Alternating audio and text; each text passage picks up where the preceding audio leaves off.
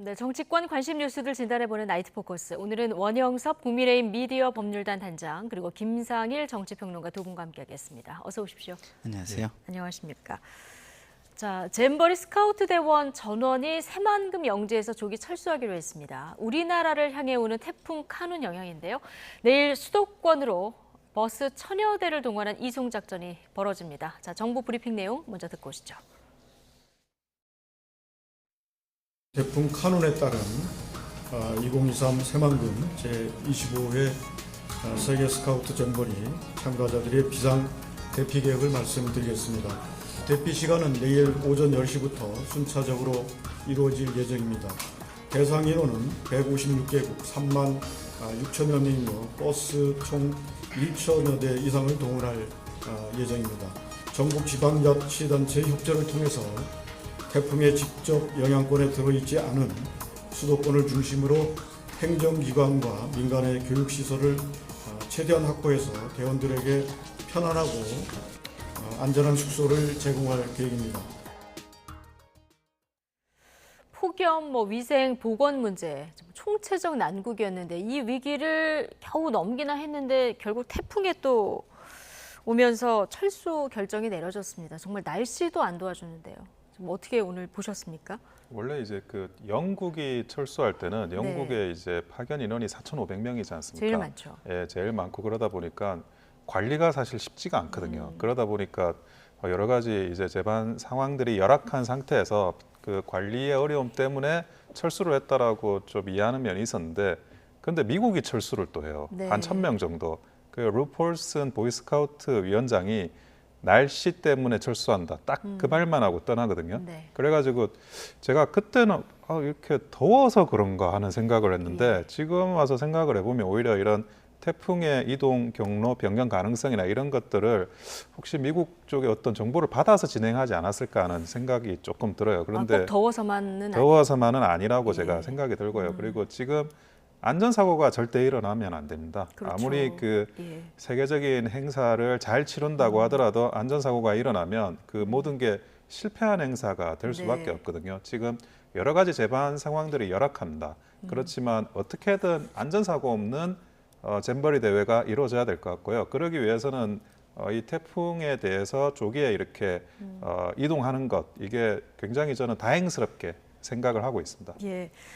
내일 어쨌든 전원을 수도권으로 이제 대피시키면서 버스 한 1000여 대가 동원된다고 합니다.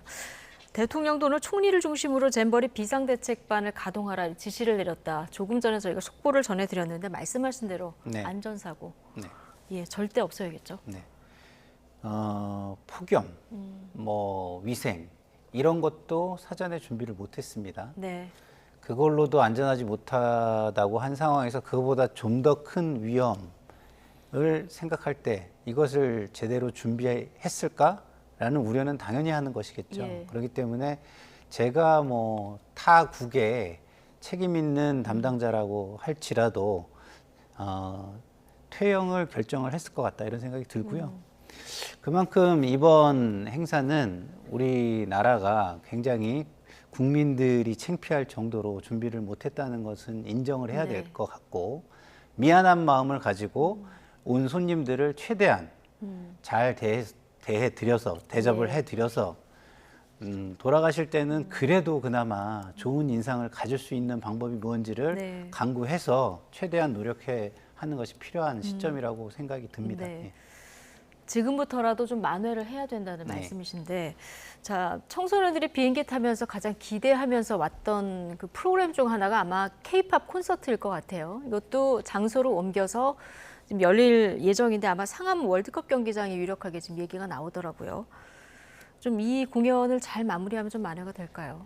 K-팝이 있어서 너무 다행스럽습니다. 그나마 예, 다행이죠. 너무 고맙고요. 그리고 저도 대학 다닐 때 마이클 잭슨 공연이 있었습니다. 네. 그때도 이제 그 올림픽 경기장에서 마이클 잭슨 공연 보면서 사람을 이렇게 그 관중이 너무 많아가지고 제대로 봤네 안 봤네 그런 이야기도 있었지만, 그때 봤던 친구들이 지금도 자기 인생의 정말 바꿀 수 없는 경험이었다고 예. 하면서 과거를 이제 회상을 하거든요. 그래 아마 이분들도 K-팝 스타가 지금 세계적으로 유명하지 않습니까? 그리고 외국에서는 K-팝 공연을 직접 보는 게 굉장히 드물고 그리고 비용이 많이 드는 아주 비싼 기회라고 하더라고요.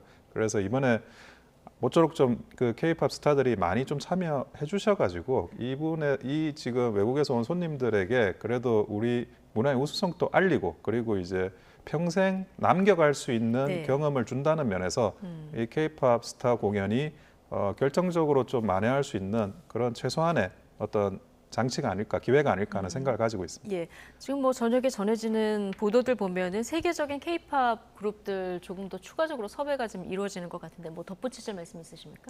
아니에요. 예. 지금 말씀 잘해 주셨고요. 네. K-팝이 너무 고맙고 그리고 K-팝의 스타 분들이 네. 이번 국가 체면을 좀 살리는데 자발적으로 좀 나서 주시는 분이 있다면 아, 더 할라이쇼 좋겠다 이런 바람을 갖지만 예. 또 개인적인 사정과 일정과 모든 것이 있으니까 뭐 어쨌든 그 허락하는 한에서는 뭐 이렇게 만약에 나서 주신다면 네. 그만큼 그 젊은이들의 어떤 이 열정, 젊음 이런 것을 불태울 수 있는 공간이 없을 것이다 이런 생각이 들어서 네. 굉장히 그나마 진짜 다행스러운 그 카드 방법이 좀 남아 있다 이런 생각이 좀 듭니다. 네. 예.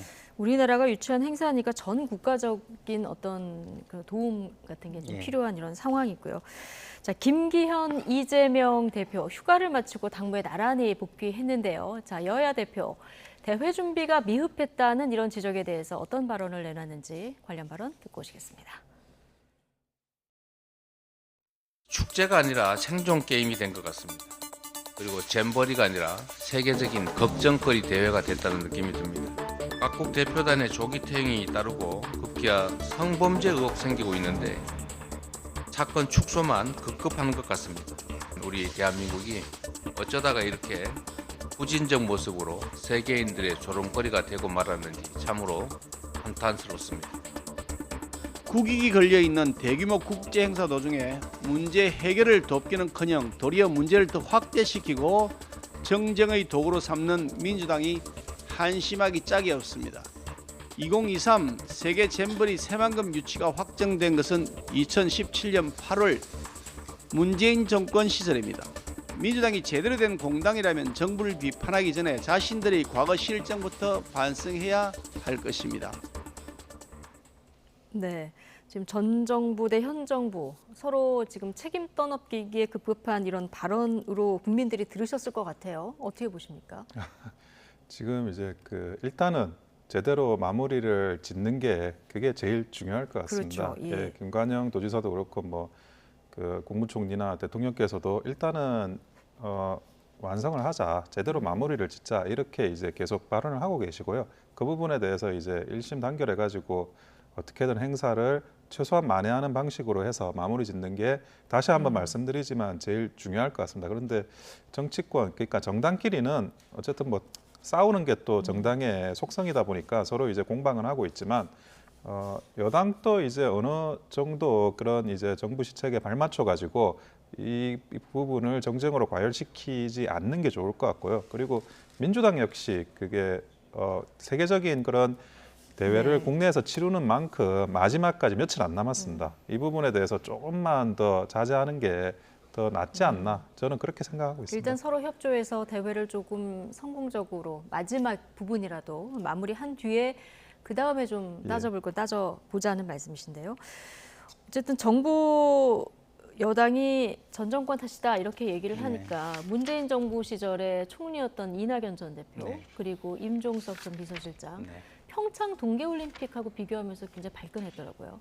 그럴 수밖에 없다고 좀 생각을 해요. 뭐 일단 먼저 자아 비판을 하면 민주당도 그 지금 이재명 당대표의 말씀을 쭉 들어보면은 조어를 되게 열심히 하셨잖아요. 네. 라임을 맞춰가지고 뭐 축제, 생존 게임, 잼버리, 걱정거리 이런 식으로 조어를 하셨잖아요. 네. 그런 조어하는 아이디어를 낼 때 어떻게 하면 이 행사를 조금 더 그 만회할 수 있는가 이 아이디어를 내는 게 저는 맞다고 생각을 네. 하고요. 그렇지만 뭐 저희가 좀 잘못한 것보다 이 현 정부의 책임성이라는 측면은 좀 더 심각하다고 저는 봐요. 왜냐하면 기본적으로 지금 국정 운영에 책임을 지고 있습니다. 그럼 무한 책임을 지는 거예요. 그러면 전 정부가 잘못했으면 잘못한 것까지도 조사할 권한이나 문제를 처리할 권한을 지금 가지고 계신 거거든요. 네. 그러면은 자신들의 잘못부터 시작해서 전 정부의 잘못까지를 밝혀서 발표를 하시면 돼요. 지금은 무한 책임을 지시고, 그런데 뭐 전직 대통령의 이름까지 붙여서 전 정권을 비난하는 데 나서는 것은 뭐 민주당과 비교 안 되게 더 작아 보인다, 이런 생각을 할 수밖에 없다, 이런 말씀을 드립니다. 예. 민주당 이원택 의원이 이미 지난해 이 잼버리 폭염 대책 세워야 된다 이런 지적을 했었는데요. 자, 현 정권도 잘못했고, 그리고 민주당도 지금 기반시설 전 정부에서 기반시설 구축은 했어야 된다. 양쪽을 다 이렇게 겨냥해서 이렇게 지적을 했는데 이 발언은 어떻게 들으셨습니까? 그게 참 물론 이제 그 아까 우리 말씀하신 대로 현 정부가 무한 책임을 지는 거는 맞습니다. 네. 그거는 이제 당연히 그게 맞는데, 근데 그러면 그 잘못이라는 것을 어떻게 구체화할 거냐, 그렇게 따지다 보면 사실은 이 그 잼버리 대회에서 발생하는 문제가 굉장히 그 구조적인 문제도 아니거든요. 화장실 청소 제대로 안 돼 있고, 배수 제대로 안 돼 있고, 텐트 뭐 제대로 설치 안 돼 있고, 그리고 이제 그 냉수 제대로 공급이 안 되고, 뭐 그런 것들인데, 지금 이제 전북도에서 이거를 사실상 이제 주관을 했는데, 그러면 윤석열 정부가 잘못한 건 이런 거겠죠. 그 중앙 정부가 나서지 않으면 화장실 청소도 안 되고, 배수도 안 되고, 그리고 네. 이제 그 냉수도 공급 안 될 거라고 그렇게 생각을 과연 했을까? 그 정도는 할 거라고 또 전라북도 지자체가 할 수 있을 거라고 당연히 생각하는 게 맞을 텐데요. 네. 그러면 어찌 보면 그것도 못할 거라고 생각하지 못하고 전라북도 그 지자체를 믿은 그 네. 윤석열 정부의 잘못이 있다면 잘못이 있는 것 같습니다. 그러니까요. 지금 사실 문제가 지적되고 난 다음에 현장을 보면 빠르게 개선이 되는 걸 보면 6년 동안 준비한 건 뭐 했나도 싶고 1년 동안은 그러면 뭐 했나도 싶고 국민들이 뭐 둘 다 뭐 했나 이렇게 생각을 하실 것 같은데 예산을 한번 좀 보겠습니다. 6년간 준비하면서 사용한 예산을 봤더니 1,100억 원이 넘어요. 네. 근데 한 보도에서 이 가운데 뭐 인건비가 740억이다 이런 보도를 내놨는데 네. 자 조직위원회가 보도 자료를 내서 이건 아니다 네. 이렇게 해명을 했어요. 네. 인건비, 운영비 합해서는 84억 정도 들었다 이렇게 얘기를 했는데 네. 어쨌든 다 해서 지금 보면은 조직위가 870억, 전북도가 265억 원, 부안군이 36억 원을 썼다는 거예요. 네. 다 합하면은 1,171억 원인데 이렇게 막대한 예산치고는 너무 결과가 부실하다 보니까 이 국민 세금 아니겠습니까? 그렇죠. 결국은 우리가 뭐 행사를 해 보시면 알겠지만 얼마나 열정적인 사람이 꼼꼼하게 하느냐가 100억도 아낄 수 있다라는 것을 우리가 알 수 있습니다. 그런데 돈이 있다고 그 돈에 의존해 가지고 편안하게만 가려고 하면 100억 가지고도 그 구멍이 숭숭 나는 행사를 치를 수밖에 없는 것이거든요. 결국에는 예산의 규모보다는 준비하는 사람들의 열정과 책임감이 부족했던 것이 아닌가 네. 이런 생각을 하지 않을 수가 없고요. 그렇다고 한다면은 그 예산들이 어디에 쓰였는지 국민들은 굉장히 궁금해할 수밖에 없고 그런 부분에 대해서 밝혀줘야 되는 것이 정부의 또 책임일 것이라고 생각합니다. 그런 측면에서 지금 뭐 이런 얘기를 하는 것이 이르다. 우리가 이런 얘기를 계속 하고 있잖아요. 근데 좀 전에 우리 원 단장님께서 말씀하셨는데 잘못의 주체를 구체화하는 거 말씀하셨잖아요. 근데 만약에 지금 잘못의 주체를 구체화하는 게 맞지 않다라고 얘기하면서 잘못의 주체를 구체화하려고 하는 여당의 모습은 저는 돌아볼 필요가 있고요. 저도 뭐 지금 잘못의 주체를 구체화하는 거에 그렇게 힘쓰고 싶은 마음은 없는데요. 네. 중요한 것은 이런 예산들이 지금 보도가 되고 있기 때문에 책임 있는 주체에서 네. 확인해 줄 것은 확인해 주고 그리고 그것에 대한 잘잘못은 뒤에 감사가 됐든 수사가 됐든 이런 공적인 권한을 통해서 국민들의 궁금증을 해소해 주시는 것이 필요하겠다. 꼭 해주셔야 된다. 이런 말씀을 드리고 싶습니다. 예. 2015년 일본에서 열린 잼버리가 390억 들었더라고요. 그거의 3배 정도 예산이기 때문에 국민들이 보시기에는 좀 어안이 벙벙한 이런 상황이 될 수도 있는데, 더 놀라운 것은 그 사용 내역을 좀 꼼꼼히 봤더니 여기 공무원들 잼버리 배우러 간다면서 그 출장도 많이 갔던데요. 잼버리가 열리지 않은 뭐 스위스라든가 이탈리아 등도 포함이 돼 있어요. 네, 그 도대체 이 내역을 보고 있으면 예. 그 해외 출장을 왜 갔는지 그 용처를 알 수가 없어요. 목적이 없는 거예요. 그러니까 그 영국 런던 같은 경우에는 103년 전에 그 1920년대 잼버리가 열린 데라서 그 최근의 잼버리와 관련해서는 그렇게 볼만한 게 없는데도 거기도 가고, 파리에서는 아예 그 잼버리가 열린 적이 없어요. 네. 그런데 또 파리를 가는 거예요. 그리고 그 크루즈 관련해 가지고 또 그 해외 출장을 갔는데 그 부항군이 그 잼버리와 관련이 없는 크루즈 기항에 관련해 가지고 뭐 추진하는 게 있는데 그걸 또 보러 잼버리 관련한 예산을 또 써가지고 간 거예요. 그러니까 도대체 그 왜 해외 출장을 간 건지, 그거는 지금 이렇게 보면 전부 다 낭비적인 해외 출장, 국민의 세금을 낭비했다고 볼 수밖에 없는 거거든요. 근데 이런 부분들을 계속 보고 있으면 잼버리와 관련해서 물론 국가적인 행사입니다. 근데 네. 여기서 이게 피해자를 논하는 거는 좀 어폐가 있을 수는 있겠지만 전라북도의 도민들한테는 이게 정말 그 지역의 자랑스러운 행사, 앞으로도 영원히 남을 세계적인 행사가 돼야 되지 않습니까?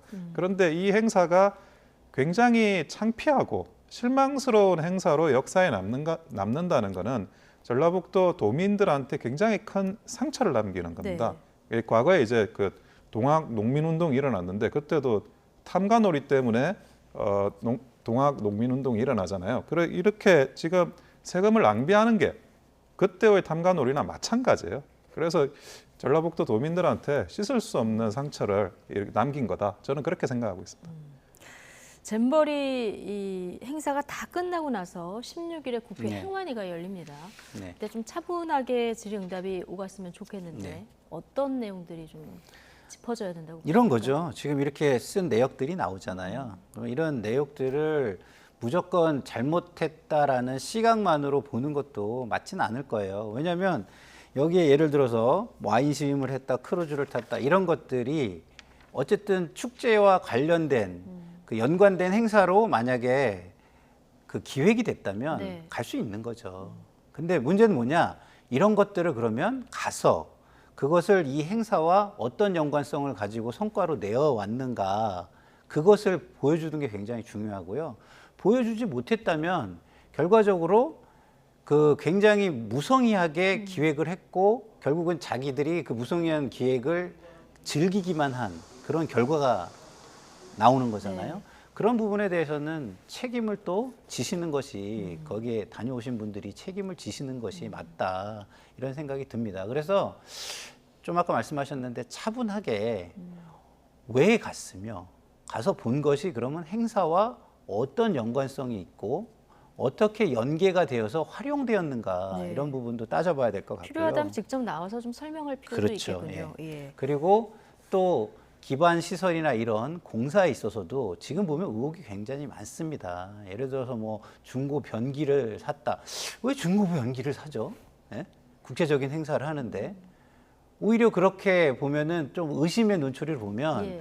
이게 오히려 예산을 뭔가 이렇게 특혜 관계가 존재해서 예산이 더 많이 쓰이진 않았을까? 이런 의구심도 들거든요. 그래서 이런 국민의 입장에서 의구심이 있는 부분을 국회의원 분들이나 감사를 하시는 분들이 그 시각에서 하나하나 꼼꼼히 따져보는 시간을 가졌으면 좋겠다. 그 행안위에서 물론 그 이상민 장관이 나오시기 때문에 모두 다 할 수는 없을 것입니다. 그러나 재난, 안전 뭐 이런 부분과 관련해서는 예산이 어떻게 쓰였는지 또 따져볼 부분이 있으니까 그런 국민의 시각을 먼저 염두에 두고 정말 성실하게 한번 따져봐 주셨으면 좋겠다, 이런 바람을 말씀드립니다. 네.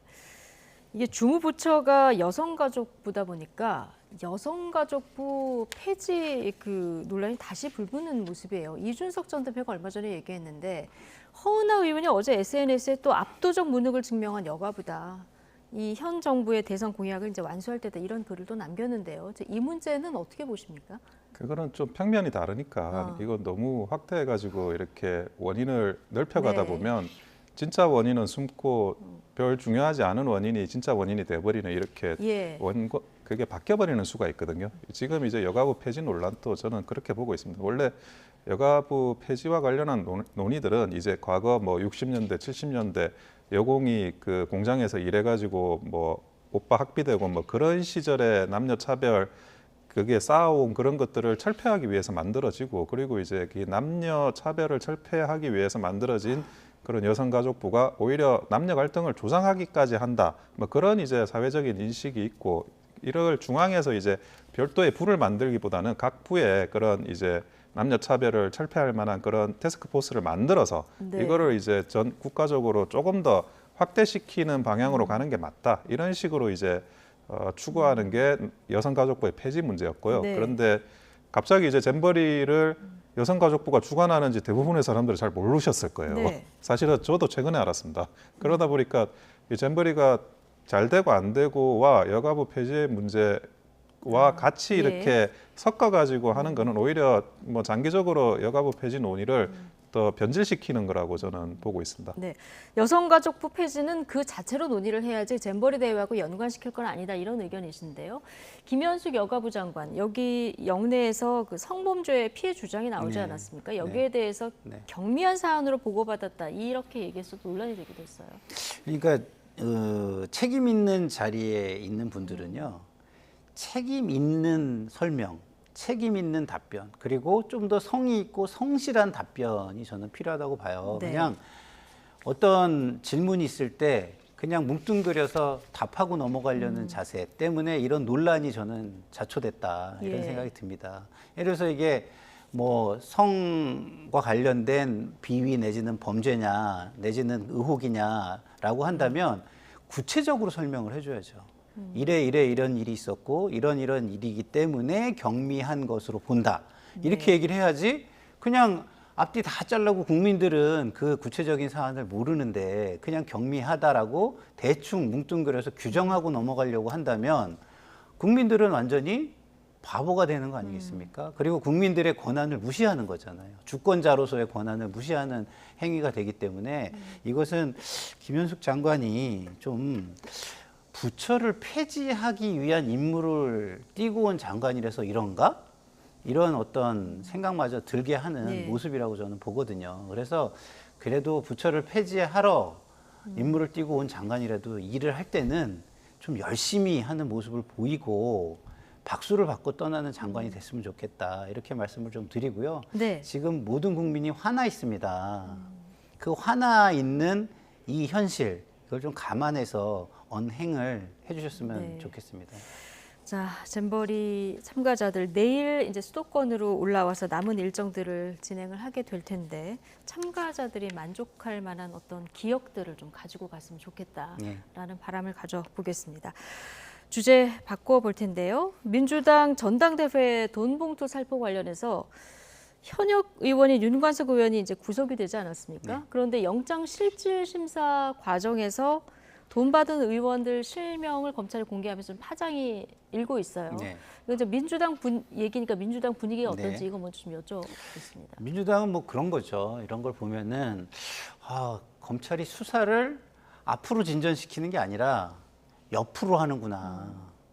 그러니까 지금까지 이렇게 보면은 대부분이 어떤 사안을 먼저 이렇게 의혹을 제기하면 그것들이 진전되고 매듭이 져지고 이런 모습보다는 그거에서 옆으로 계속 넓혀가는 모습 이런 형태를 띠는 느낌을 많이 주거든요. 예, 마침표를 안 찍고 계속 넓혀간다 이 얘기죠. 그렇죠. 그 얘기는 뭐냐? 최초의 의혹이 마치 이게 무슨 별건인 것처럼 예. 돼버리는 결과적으로는 그렇게 돼버리는 그런 모습이 많은데 민주당 입장에서는 네. 그런 생각이 계속 드는 거죠. 이게 하나하나 매듭져 지면서 하나하나 그 본인들이 뭐 궁지에 몰리거나 뭐 변명할 부분이 뭐 없어지거나 그러면은 거기에 뭐 승복도 하고 그리고 국민에게 좀 새로운 모습도 보이려고 노력도 하고 이런 게 있을 건데 이게 그런 거보다는 전방위로 점점 이게 넓혀져서 나에게 우리 진영에 다가온다 이런 느낌을 자꾸 갖게 되는 거예요. 그래서 굉장히 좀 불만이 많은 건 사실인 것 같고요. 죄가 있으면 받아야겠죠. 그렇지만 굉장히 공정하게 수사를 하고 있고 우리가 할 말이 없다. 좀 이렇게 수사를 해주시면 정말 좋을 것 같아요. 그리고 민주당에 대해서 어쨌든 의혹이 있으면 그걸 먼저 풀고 그 기반 위에서 우리 주장을 해야 된다라고 욕먹는 이야기를 하고 있는 저 같은 사람도 좀 이야기를 좀 할 수 있는 상황이 저는 될 수 있다고 보는데 네. 지금의 검찰은 이게 수사인지 아니면 사냥인지 네. 모를 때가 좀 많다 이런 느낌이 듭니다. 수사인지 사냥인지 모르겠다 이런 얘기를 해주셨는데요. 지금 여기서 거론된 의원들 굉장히 강하게 부인하면서 뭐 민형사상 책임 묻겠다 이런 의원도 있는데요. 법정에서 어쨌든 실명이 공개된 거 아니겠습니까? 이거는 뭐 충분히 있을 수 있는 일입니까? 문제가 있는 겁니까? 없는 겁니까? 원래 이제 범죄 사실을 적시를 할 때는 네. 공범 관계를 실명을 해서 다 적시를 하게 돼 있습니다. 그리고 이제 공범이냐 아니냐 그거는 저도 이제 정확하게 서류를 보진 않았지만 기초적 사실관계가 동일한 사건이지 않습니까? 그런 사건이면 그 부분에 대해서 일단은 전체적인 그림에 대한 범죄 사실을 설명하고 그 다음에 이제 각각 개별 이제 피의자들에 대한 사건을 설명해 나가는 게 보통 이제 범죄 사실 기재하는 순서입니다. 그래서 예. 필수적으로 아마 그 실명이 등장할 수밖에 없는 그런 사항이 됐을 것 같고요. 그리고 이제 보통 이제 영장 실질 심사는 비공개입니다.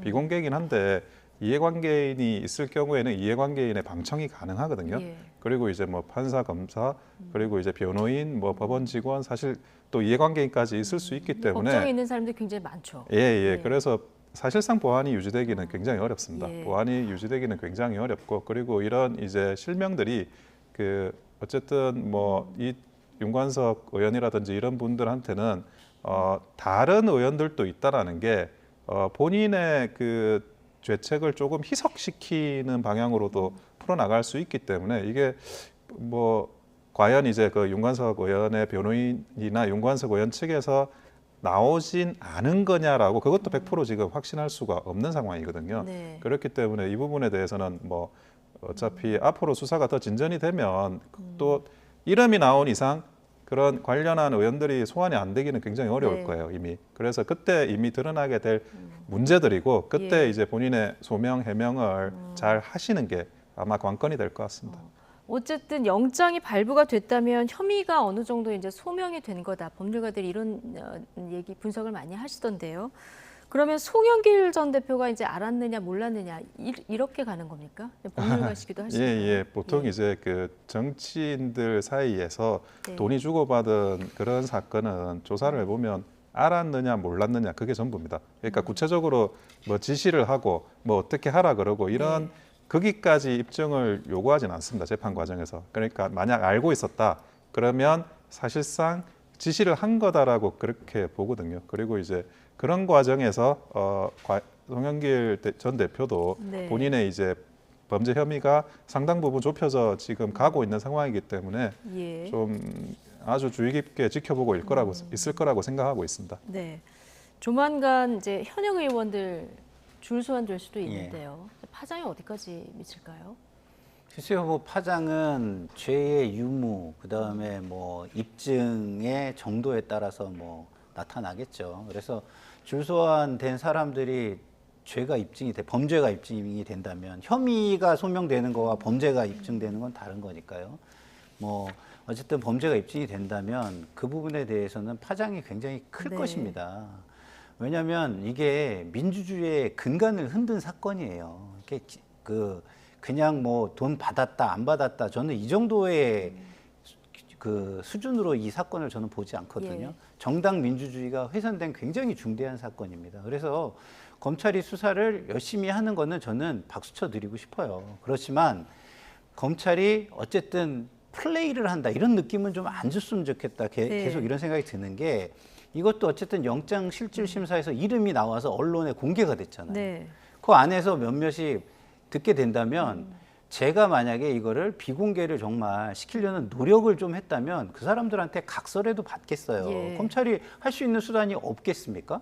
있을 거 아닙니까? 이걸 비공개 안 되게 인권을 보호하기 위해서 조금이라도 노력해 줄 수 있는 여지가 있다면 네. 그걸 안 했다는 것조차 저는 검찰이 예. 좀 문제로 지적돼야 된다고 저는 보고요. 네. 어쨌든 이게 야당의 어떤 뭐 아까도 말씀드렸지만 좀 과도한 수사를 위해서 여론을 얻기 위해서 이런 일들이 벌어지고 있는 거라면 아직도 우리 검찰의 수준은 상당히 후진적이다 이렇게 말씀드릴 네. 수밖에 없는 모습입니다. 그러니까 민주당 내에서 지금 말씀하신 대로 뭐 검찰의 언론 플레이다 이렇게 얘기하는 분들도 있고요. 또 반면에 이재명 대표 리더십을 지적하는 이런 목소리도 동시에 나오는데요.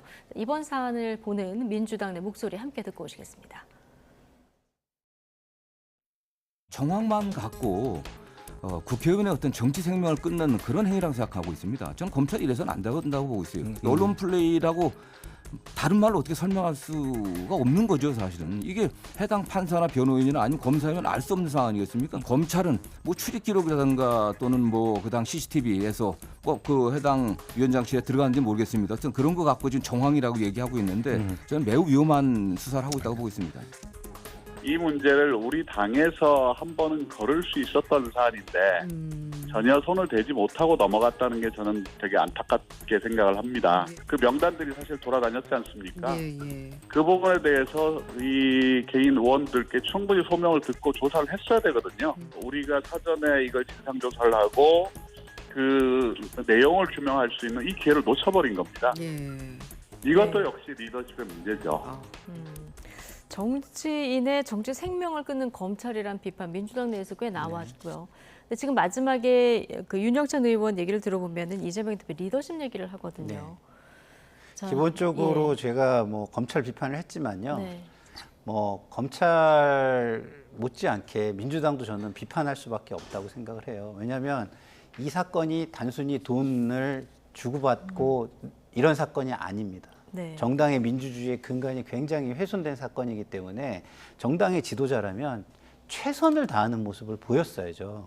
국민들에게. 그래야 민주당의 도덕성과 윤리성이 회복이 되고 이것과 관련해서 말할 수 있는 근거가 마련이 돼 정당성이 확보가 되는 겁니다. 근데 지금은 이 사건과 관련해서 어떤 이야기할 만한 정당성이 굉장히 저는 미약하다고 봐요. 처분만 바라겠습니다라고 하는 게 맞다 싶을 정도로 미약하다고 보는 게 윤영찬 의원이 얘기한 것처럼 최선은 다하는 모습이 없었어요. 그러니까 좀 조사를 하더라도 네. 본인들이 아니라고 한다. 여기서 끝낼 게 아니라 네. 아니라고 하면은 정말 아닌지 그러면 정말로 아니라고 한다면은 각서는 쓸 수 있는지 뭐 등등 국민의 시각에서 조금이라도 이것을 정말 아닐 수 있겠다 내지고 그리고 지금 우리가 하는 것이 틀렸다면 그거에 대해서 확실한 책임을 질 수 있는 방법을 강구해서 책임을 지겠다 이런 모습까지 좀 보였다면 지금 조금 더 할 말이 있지 않을까 이런 생각이 들어서요.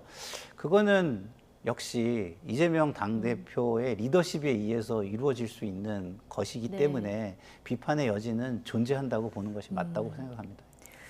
자, 뭐 돈봉투 수사뿐 아니라 이재명 대표 개인 사법 리스크도 있는데요. 관련해서 이화영 전 경기도 평화부지사 내일 이제 법정 진술을 들을 수 있는 이런 날인데 그동안 발언을 보면은 이재명 대표에게 방북 비용을 이게 보고를 한 건지 안 한 건지 좀 헷갈리는 측면이 있거든요. 내일 그 진술이 굉장히 중요하겠죠?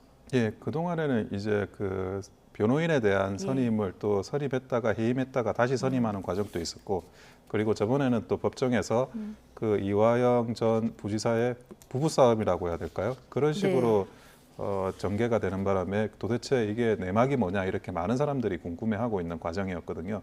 근데 그 다음 길이 이제 내일입니다. 네. 내일에서 이제 그 전에 그 이재명 대표에 대해서 보고를 했다라고 진술을 했기 때문에 그 부분에 대해서 다시 한 번 더 쐐기를 박는 진술을 하느냐 그게 이제 최고 관건이거든요. 내일 나오는 거죠? 예, 그렇습니다. 형사재판은 예. 당사자가 반드시 출석을 해야 됩니다. 그렇기 때문에 내일 나와가지고 지금 뭐 이게 회유를 당한 거냐 아니면 협박을 당한 거냐 뭐 그래서 그 진술의 예. 신빙성이 있느냐 그런 논의가 이화영 전 부지사에 대해서 계속 있지 않았습니까? 그 부분에 대해서 이제 정식으로 그거를 확정짓는 진술을 아마 내일 하지 않을까 하는 생각이 들어요. 그렇게 되면 이제 그 부분에 대해서 단순히 이제 이재명 대표에 대해서는 뭐 그 전에 이걸 뭐 정황이네 아니면 일방적인 주장이네 했던 것들이 이제는 이재명 대표 자신에게 보고가 된 내용으로서 그러면 어떻게 개입이 돼 있느냐 문제로 2라운드로 넘어가는 거거든요. 그 부분에 대해서 이제 백현동 사건에 대해서 소환을 하겠다라는 그런 이제 그 시그널을 또 검찰에서 이야기를 하고 있는데 그러면 백현동 사건에서 소환을 한다 하더라도 또 이 쌍방울 사건, 대북 송금 사건이 또 남아 있게 되는 거예요. 그러면 이재명 대표의 사법 리스크가 마지막까지 끝나지 않는 그런 사법 리스크로 계속 지속이 된다는 거죠. 이 부분에 대해서 본인이 어떤 리더십을 가지고 결단을 내릴지 그 부분이 굉장히 중요한 어떤 그 전국의 향배가 될 수 있을 거라고 보여집니다. 예. 내일 그 이화영 전 부지사 법정 진술 좀 지켜봐야 될 것 같고요. 민주당 혁신위는 계속 지금 얘기가 나오는데요. 김은경 혁신위원장 발언 논란이 여러 차례 있었는데요. 네, 이번에는 그 노인 폄하 발언 관련해서 사과하러 갔다가 내가 18년간 시부모를 모셨다 이 얘기를 했는데 신우이가 여기에 대해서 반박을 하고 그 김은경 위원장의 아들이 또 거기에서 재반박을 하는 가족사에 대한 진실 공방이 또 벌어졌어요. 그러니까요. 저는 김은경 위원장이 과연 혁신을 할 수 있는 자격이 있는가라는 생각이 자꾸 들어요. 왜냐하면 이런 논란을 자초했을 때에 본인 스스로에 대해서도 개혁을 해야 되잖아요. 개혁의 대상으로 자기 자신도 바라볼 수 있는 일단 시각이 없다는 거, 이 부분에 대해서 좀 문제점을 하나 느끼고요. 또 하나는 이렇게 논란이 그 퍼져가는 상황에서 굉장히 큰 또 논란이 제기가 됐어요. 신우이에 의해서. 그러면 본인이 나서서 해명을 해야죠. 거기 어떻게 아들을 앞세웠는지는 모르겠지만 앞세우는 듯한 느낌을 가질 수밖에 없는 상황을 만들어냅니까?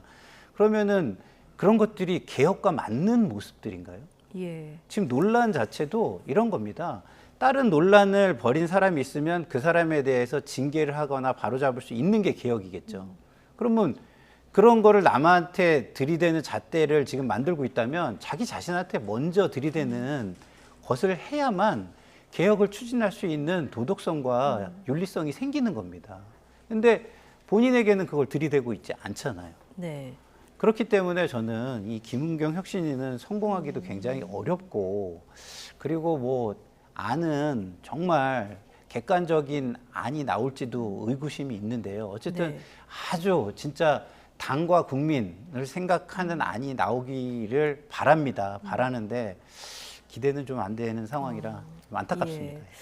일단 혁신위는 조기 활동을 이제 조기에 종료하는 것으로 이렇게 방향을 잡고 내일 혁신안을 내놓는다고 하는데, 가장 핵심적으로 지금 알려진 내용이 대의원제를 폐지하거나 축소하는 이런 방안이 발표될 것 같아요. 이 사안과 관련해서는 지금 친명과 비명 사이에 어떤 의견차가 굉장히 큰 사안인데, 물론 민주당 일이긴 하지만요. 마지막 질문으로 좀 드리겠습니다. 근데 그 대의원제 폐지가 뭐 사실은 굉장히 그 민감한 부분인데요. 이게 일종의 게임의 룰이지 않습니까? 그러니까 게임의 룰 같은 경우에는 각 계파, 그러니까 그 게임에 참여하는 플레이어들의 만장일치가 필요합니다.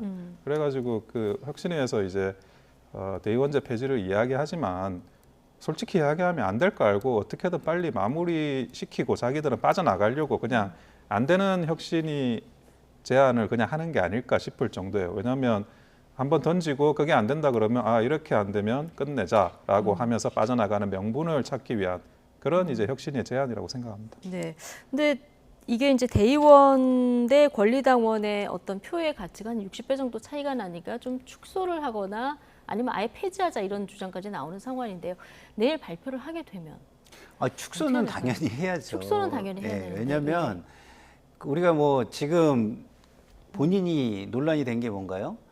생명이 조금 남은 사람과 많이 남은 사람을 비례적으로 뭐 투표권을 갖자라고 얘기한 거잖아요. 대의원과 당원 그리고 유권자가 그거를 차별해서 권한을 갖는 게 저는 또 안 맞다고 생각해요. 지금 김은경 위원장이 가지고 있는 생각에 저는 굉장히 반대를 하는 사람입니다. 보세요. 대의원제로 해가지고서 권한을 강화하면 어떻게 되겠습니까? 지금 우리 정당사의 가장 개혁의 대상으로 논의되어 왔던 중앙당의 폐해가 굉장히 커지는 거예요. 그러면 정당의 목적은 공직에 나가고 정권을 잡는 거기 때문에 공직 후보 선출과 연동시켜서 이걸 바라봐야 됩니다. 대의원제를 만약에 폐지하고 그래서 어떤 그 세력이 이득을 보게 되는 거를 막으려면 어떻게 해야 되냐면 제가 볼 때는 그러면은 공직 후보에는요 일본 유권자들이 다 들어오게 터준다든가 이런 걸 같이 내놔야 돼요. 네. 그러니까 한쪽으로 쏠리는 거는 또 다른 쪽으로 그 균형추를 맞춰주는 걸 같이 내놔야 그게 개혁이 되는 거지. 예. 지금 현 상황에서 누가 봐도 뻔하게 한쪽 편이 될 것 같은 안을 내놓으면 그거는 절대 통과가 될 수가 없는 거죠. 절대 통과가 될 네. 수가 없다. 일단 내일 발표한다고 하니까요. 이 내용을 좀 지켜보겠습니다. 자, 나이트 포커스 오늘은 여기까지입니다. 원영섭 국민의힘 미디어법률단 단장 그리고 김상일 정치평론가 두 분과 함께했습니다. 고맙습니다.